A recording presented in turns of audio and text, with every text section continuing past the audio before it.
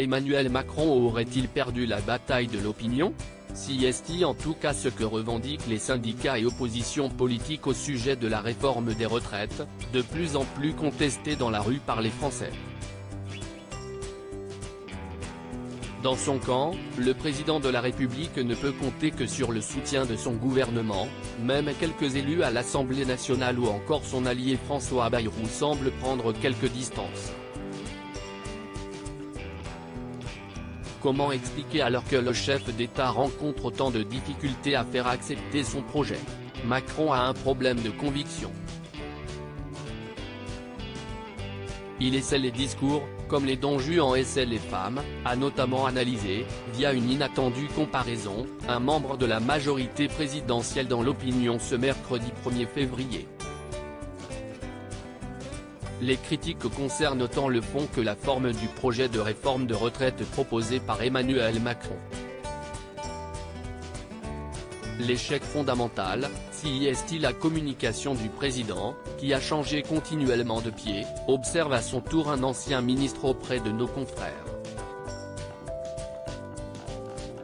À ses yeux, les arguments avancés autour du pourquoi du comment de cette réforme auraient évolué sans cesse ces derniers mois.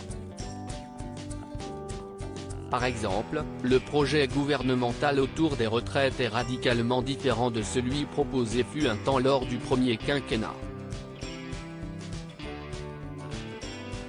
À cela s'ajoute la promesse faite lors de la campagne présidentielle de 2022 d'un départ à la retraite reporté à 65 ans, et non pas 64 ans, comme proposé aujourd'hui. Il est passé d'une réforme systémique à une réforme paramétrique, puis d'une réforme destinée à produire de la richesse, à une réforme pour combler le déficit du système.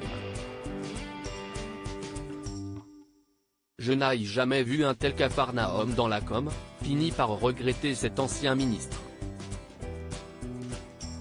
Emmanuel et Brigitte Macron en balade sur la plage du Touquet. Emmanuel Macron ciblé par ses opposants. Ce n'est pas la première qu'Emmanuel Macron est attaqué sur ses convictions et son manque de cohérence dans son action au pouvoir.